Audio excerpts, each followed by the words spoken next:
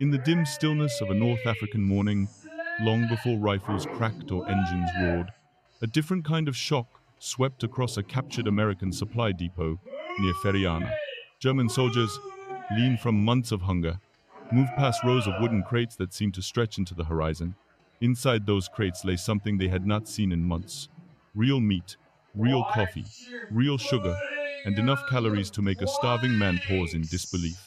It was the 17th of February 1943. The Battle of Kasserine Pass had barely begun.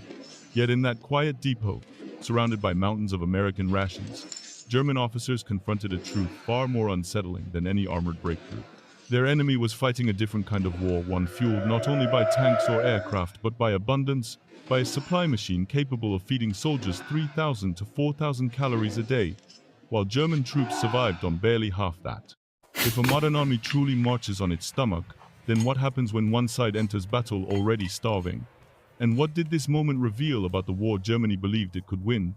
Long before German soldiers stepped into that depot at Feriana, the seeds of hunger had already been planted.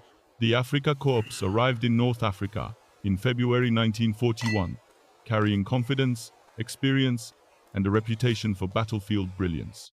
What they lacked fatally was a supply chain capable of sustaining them. Every crate of food, every tin of meat, every ounce of fuel had to cross a hostile Mediterranean, survive British naval attacks, then move across a desert with only a single narrow artery, the Via Balbia. It was a road never designed to feed an army fighting hundreds of miles from port. As distances grew and truck shortages worsened, commanders stretched their rations until the numbers made no sense. Food meant for 10 men fed 12, then 15, then 20. Soldiers lost weight steadily, 10 pounds, then 20, then more. The desert punished every error. Heat, dehydration, and the sheer emptiness of Libya turned hunger from discomfort into a slow erosion of strength. The Eastern Front, launched in June 1941, compounded the disaster. Operation Barbarossa was built on a fantasy, a lightning campaign intended to end before winter. Its planners prepared food, fuel, and equipment for a few months of rapid victory. Instead, German soldiers marched hundreds of miles into a country where the roads dissolved into mud, the railways used the wrong gauge, and the distances swallowed every attempt at resupply. Horses died from exhaustion, trucks broke down without spare parts, bread froze into bricks, and as Soviet forces retreated, they destroyed farms, grain stores, and infrastructure. The hunger plan, Berlin's dream of feeding the army by starving Soviet civilians, collapsed on contact with reality. There was simply nothing to take. By late 1941, the front lines were cold, exposed, and chronically underfed. Soldiers wore summer uniforms in temperatures that plunged below -30 degrees Celsius. Hot meals became rare, then impossible. Frozen bread, thin soup, and whatever could be scavenged kept men alive, but only barely. Medical officers recorded rapid weight loss, weakened immune systems, and a rise in illness long before Stalingrad turned starvation into catastrophe. Across two continents, the pattern was unmistakable. Germany was fighting a global war with a peacetime supply system. Logistics, an afterthought in German doctrine, was already becoming the decisive battlefield. And as the war expanded, the gap between what German soldiers needed and what they received grew wider with every passing month. By the time German forces overran the American depot near Feriana, the contrast in wartime nutrition had already hardened into an uncomfortable truth. The Battle of Kasserine Pass was still taking shape, but to the men who tore open those crates, that moment felt like stepping into another world. American K-rations meant only as emergency food offered nearly 2,830 calories a day. And they were packaged with a kind of casual abundance. Real ham and eggs, instant coffee, sugar tablets, biscuits, fruit bars, chocolate, even gum and cigarettes. For soldiers who had grown used to ersatz coffee and bread laced with fillers, it bordered on surreal, and those weren't the good rations. Nearby were crates of ration type A, fresh meat and vegetables, and type B, brimming with canned foods of every variety, real coffee by the ton, condensed milk, chocolate that had not been melted and reformed a dozen times, even ice cream mix, shipped across the Atlantic in the middle of a global war simply because American logistics could make it so. The Germans advanced across the battlefield with tactical skill. But here, in this quiet storage yard, America revealed a different kind of superiority, one built on railroads, factories, farms, merchant fleets, and an industrial system capable of projecting comfort thousands of miles from home. If North Africa exposed the rations gap, Stalingrad exposed the human cost. In September 1942, German soldiers fighting in the shattered ruins of the city received about 1,800 calories per day, barely enough to maintain weight in peacetime, let alone in constant urban combat. By December, once the Sixth Army was fully encircled, their ration fell to roughly 100 grams of bread a day, 400 calories, less than what an American soldier swallowed as a mid-morning snack. Men who once marched confidently across Europe now fought with sunken cheeks, trembling hands, and minds dulled by hunger. Wounds that should have healed in days took weeks. Trench foot and frostbite spread. Soldiers collapsed not from enemy fire but from starvation. Medical officers described it as a progressive fading, a slow draining of the strength and will that once defined the German army. Meanwhile, across the world, American forces were eating with a consistency unmatched in modern warfare. Studies from the Quartermaster Corps documented daily intake between 3,200 and 4,100 calories during field operations. Hot meals arrived regularly from standardized mobile kitchens. Supply chains moved food alongside ammunition and fuel with the same discipline and priority. The United States treated nourishment not as a luxury, but as a weapon, a force multiplier that kept bodies strong, minds alert, and units capable of sustained combat. The war's midpoint revealed a paradox. The German army was still tactically formidable, still capable of bold maneuvers and fierce counterattacks. But beneath the surface, it was fighting on a shrinking reserve of calories, strength, and time. The Americans, by contrast, were fighting on full stomachs and full supply lines.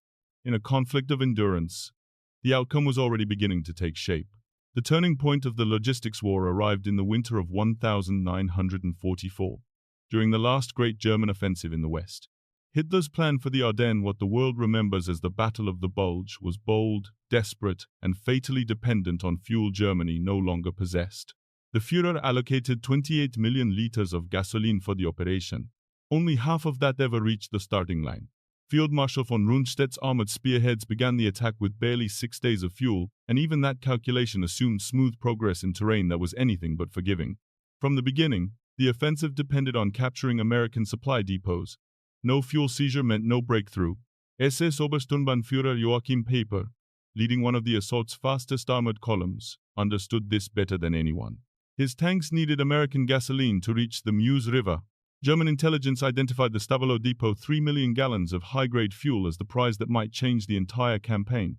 Piper came within 1,000 feet of it. American forces destroyed the stockpiles before his men could touch a single drum. By December 19, only 4 days into the offensive, the inevitable happened. Tanks that had roared out of the forest sputtered to a halt. General Hasso von Mantefel's armor stopped within sight of the Meuse. Soldiers climbed down from machines that had carried them through years of war, now powerless because the Reich could no longer feed them fuel any more than it could feed them calories. The offensive collapsed under its own logistical starvation, and the suffering was not confined to the battlefield. By early 1945, the German home front was unraveling. Official civilian rations listed roughly 1,670 calories per day on paper. In practice, amid broken rail lines, Allied bombing, and a black market that devoured whatever food still moved, millions survived on barely 800 to 1,200 calories. Children showed signs of acute malnutrition. The elderly died in numbers that no propaganda could conceal. Even frontline units, ostensibly the highest priority, received rations of such poor quality that their medical records read like the charts of famine victims. Weight loss, weakened immune systems, slow healing, chronic fatigue. Then came the contrast that many German veterans would remember for the rest of their lives. Captured soldiers, shipped to POW camps in the United States, encountered a system that fed them almost exactly what American troops received, about 3,200 calories per day. Men who weighed 120 or 130 pounds on capture gained 30, 40, sometimes 50 pounds in captivity. Ernst Fleuter, an 18-year-old soldier captured in Normandy, described his first American meal with disbelief. Real eggs, warm bread, fresh fruit, and coffee that tasted nothing like the scorched substitutes he had known in the Wehrmacht. The irony was impossible to ignore. At the very moment the Reich was collapsing under hunger at home and starvation at the front, its captured soldiers were gaining weight under American care. It was not just generosity, it was proof of a deeper truth. The United States possessed a logistical system powerful enough to feed its enemies better than Germany could feed its own army.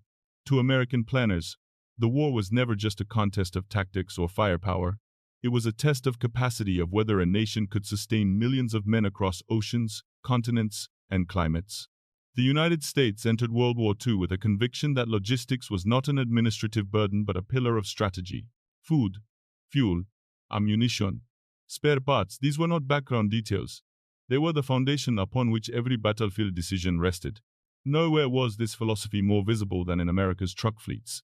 While Germany struggled to produce just over 300,000 trucks during the entire war, the United States built 2.6 million.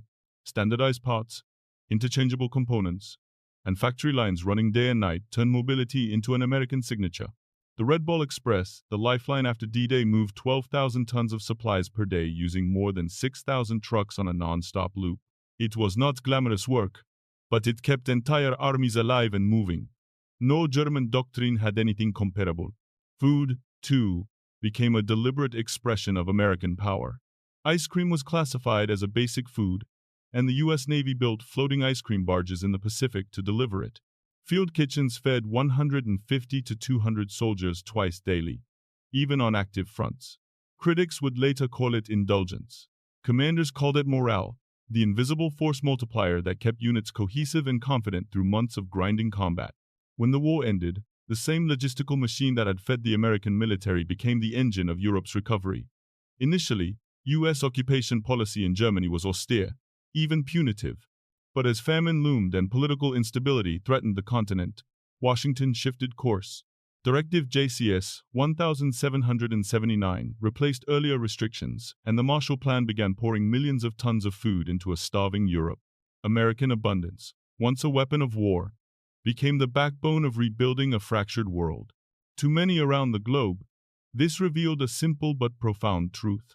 American power was not defined solely by weapons or victories, but by the ability to sustain life, its own soldiers, its allies, even its former enemies.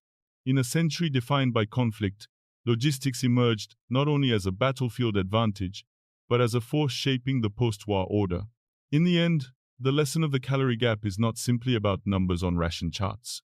It is about the unseen machinery that keeps an army alive.